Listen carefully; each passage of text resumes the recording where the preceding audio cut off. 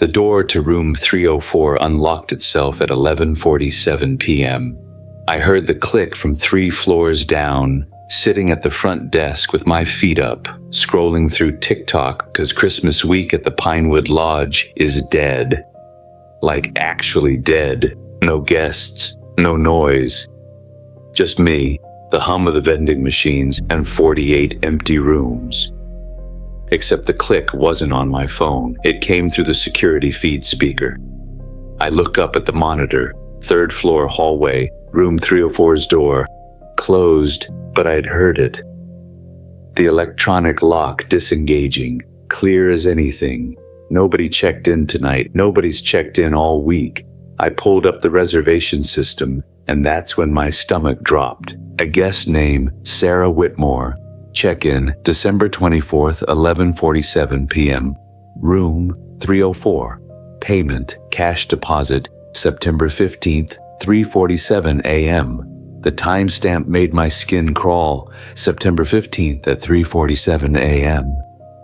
I'm a cybersecurity student at Portland State. I work these graveyard shifts to pay tuition, so I know how to dig through system logs. That timestamp, the hotel was empty. No staff, no guests, nobody to take a cash deposit. But someone made this reservation. I clicked into the guest notes field, and there it was, buried where most people would never look. She's finally coming home. Written by an account called admin_1987. Our hotel opened in 2019. I switched camera feeds, checking each floor. Lobby, empty except for me. 2nd floor, those sad Christmas decorations our manager hung up, blinking red and green. 3rd floor. Room 304's door was open, maybe 6 inches. And there was something dark on the carpet outside, something wet. My phone buzzed. Text from an unknown number. Room 304. She's been waiting so long. I stared at the message. My hands started shaking. Another text. You should check on her. She gets lonely. Look, I'm not the type to freeze up. My dad was Army Ranger, 2 tours in Afghanistan. He taught me that fear is just information, your body telling you to pay attention.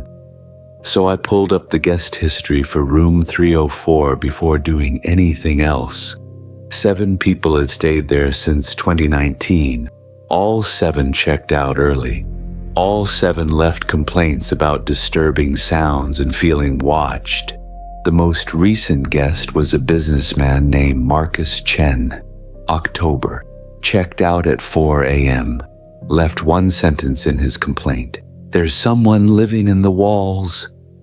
The elevator dinged. I looked up. The doors slid open. Empty. But the smell that rolled out made me gag. Copper and old flowers. Sweet and metallic, like a funeral home mixed with a butcher shop. The doors stayed open. Waiting. I grabbed my phone to call 911. No signal, not even 1 bar. That shouldn't be possible. We're in the middle of Portland, half a mile from the police station. Another text appeared. She doesn't like it when people call for help. She thinks it's rude. The elevator doors closed. I watched the floor indicator, 2, 3. It stopped on the 3rd floor. Then the doors opened again on the lobby level. Empty, but the smell was stronger now, that copper and flowers stench filling the entire 1st floor. I needed to see what was in room 304. Not because I'm brave, because I needed to understand what I was dealing with. My dad taught me that too. Know your enemy. I was about to discover something that would change everything. I took the stairs. The stairwell smelled like something rotting. The smell got worse with each floor until I was breathing through my mouth to keep from throwing up. When I reached the 3rd floor landing, the door to the hallway was propped open with a fire extinguisher. Nobody on staff would ever do that. I heard singing, a woman's voice, soft and wrong, singing a Christmas carol I almost recognized. But the words were different. She's finally coming home. coming home, coming home. She's finally coming home on Christmas Day. I pushed the door open. Room 304 was at the end of the hall, door wide open, light spilling out. Not electric light, flickering, like candles. The singing never stopped. Just that same verse, over and over, getting louder as I walked closer. When I got close enough to see inside, I stopped breathing. The room was full of candles, hundreds of them covering every surface. The dresser, the nightstands, the windowsill, the floor. And sitting on the bed, back to me, was a woman in a white nightgown. Long dark hair hanging down to her waist, rocking slowly like she was holding a baby, still singing. I stepped into the doorway. The temperature dropped so fast I could see my breath. The woman's head tilted, listening. Then slowly she turned around. Her skin was gray, mottled with dark patches like bruises or rot. Her eyes were completely white. No pupils, no iris, but somehow still looking at me. And her mouth was stretched into a smile so wide it looked like her face might split. She stopped singing. For maybe 5 seconds we just stared at each other. Then her smile faltered. Confusion crossed her face, or what was left of it. She stood up, not stood, floated. Her feet hovered inches off the floor and she glided toward me with that horrible smile returning. I backed into the hallway. She followed, moving faster now, and I could see the pictures on the walls behind her, dozens of them, all showing the same young woman. Early 20s, dark hair, bright smile, different clothes, different places, always smiling. And in every picture, the same date written in the corner, December 23rd, 1987. The woman in white was right in front of me now, close enough that I could see the decay on her skin, smell the rot on her breath. She reached out one gray hand and touched my cheek. Her fingers were ice cold, not cold like winter, cold like death, like meat pulled from a freezer. Then she leaned in close, and I heard her voice for the first time, not singing, whispering, "Not her, not her, not her." She pulled back, and the confusion on her face turned to rage. The candles in room 304 exploded, all of them. Flames shot to the ceiling, and the smoke detectors started screaming, and I ran. I don't remember getting to the stairwell. I just remember bursting out of the building into the parking lot, gasping, my lungs burning from smoke and terror. I called 911 from my car. The fire department arrived in 8 minutes. By then, the flames were gone. The hotel was fine. No smoke damage, no burned carpet. The smoke detectors had gone silent. Room 304 was empty, clean, ready for the next guest. The candles were gone. The pictures were gone. The woman was gone. But the fire chief found something with his thermal camera. A cold spot in the center of the room, right where the bed was. Minus 43 degrees Fahrenheit. He said that was impossible, said his equipment must be malfunctioning. But I saw his face when he looked at that reading. He didn't believe his own explanation.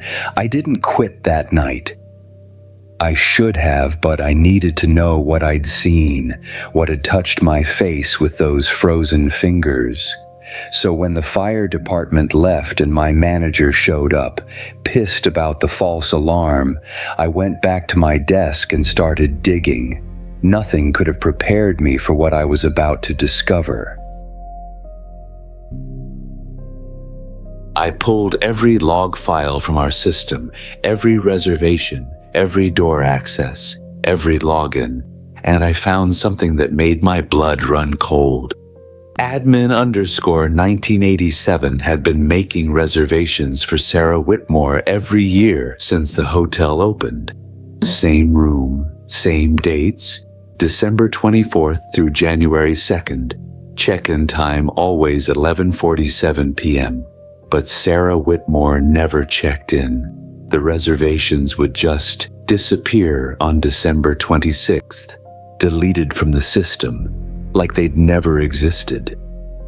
Except this year. This year, the reservation was still active, still waiting for Sarah Whitmore to arrive. I searched for Sarah Whitmore in the Portland obituaries, found her immediately. Sarah Whitmore, age 23, died December 23, 1987. Car accident on Highway 26. Time of death, 11:47 p.m. She was driving home to surprise her mother for Christmas. Her mother's name was Eleanor Whitmore. I found Eleanor's obituary next. Died June 15, 1988. The death certificate said complications from grief-induced psychosis, but the newspaper article told a different story. Eleanor Whitmore refused to believe her daughter was dead, kept setting a place at the table, kept Sarah's room exactly as it was, told neighbors Sarah was just running late, told the police they'd made a mistake, told the funeral director he'd buried the wrong girl. On June 15, 1988, Eleanor Whitmore was found dead in Sarah's bedroom. She'd been dead for at least a week, but neighbors said they'd heard singing every night. A woman's voice, singing Christmas carols in the middle of summer. The house was demolished in 2018. The Pinewood Lodge was built on the same lot in 2019. I sat at that front desk until sunrise, reading everything I could find about Eleanor and Sarah Whitmore. And the more I read, the more I understood. Eleanor wasn't haunting the hotel because she was angry or vengeful.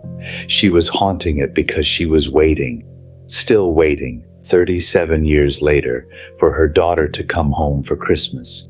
And she'd been waiting alone all this time. That thought broke something in me. This wasn't a monster. This was a mother who loved her daughter so much that death couldn't make her stop waiting. I looked at the clock. 6:47 a.m., December 24th, 17 hours until 11:47 p.m. I made a decision. I spent that entire day preparing. I called in sick to my classes, ignored my manager's texts asking me to come in early. Instead, I went to the store and bought flowers. White roses, Sarah's favorite according to her obituary. I printed out photos of Sarah from newspaper archives. I found a recording of "I'll Be Home for Christmas" from 1987, the version that would have been playing on the radio when Sarah died. And I wrote a letter. At 11:30 p.m., I went back to the Pinewood Lodge. My manager was pissed that I'd called in sick, but I didn't care. I told him I needed to check something in room 304. He said the room was blocked off after last night's incident. I went up anyway. Room 304's door was locked, but my key card still worked. I pushed it open. The room was empty, cold, that same copper and flowers smell lingering in the air. I set the white roses on the bed, arranged the photos of Sarah on the nightstand, set up my phone to play that 1987 recording of "I'll Be Home for Christmas." Then I placed the letter on the pillow. The letter said, "Dear Eleanor, Sarah loved you. She was coming home to see you. She wanted to surprise you for Christmas, but she can't come home. She died on Highway 26 on December 23, 1987. She died instantly. She didn't suffer. You've been waiting for 37 years. You've been so patient. You've been such a good mother. But Sarah isn't coming home. It's time to go find her instead. She's waiting for you." I left the room at 11:45 p.m. At 11:47 p.m., I was standing in the parking lot watching the third-floor window of room 304. The lights flickered. Once. Twice. Then they went out. I thought it was over. The temperature in the parking lot dropped so fast that frost formed on my car windshield. My breath came out in clouds, and for just a moment, maybe 3 seconds, I heard singing. Not the twisted Christmas carol, something else. 2 voices, a mother and daughter, singing together. Then silence. I went back up to room 304 at midnight. The door was open. The roses were gone. The photos were gone. The letter was gone, but there was something new on the bed. A single white candle burned down to a stub, and next to it, 2 words written in the dust on the nightstand. Thank you. The cold spot was gone. The copper and flowers smell was gone. The room felt empty. Actually empty, not haunted empty, just a regular hotel room. I checked the reservation system. Sarah Whitmore's booking had been deleted. Not by me, not by any staff member, just gone.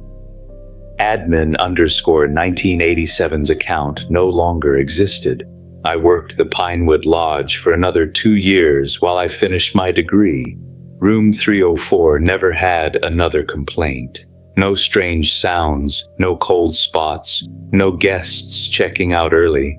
It was just a room, but every Christmas Eve, I leave white roses in room 304, just in case. Just to remember. And sometimes, late at night, when the hotel is empty, I swear I can hear singing, faint and far away, 2 voices harmonizing, a mother and daughter, finally home for Christmas.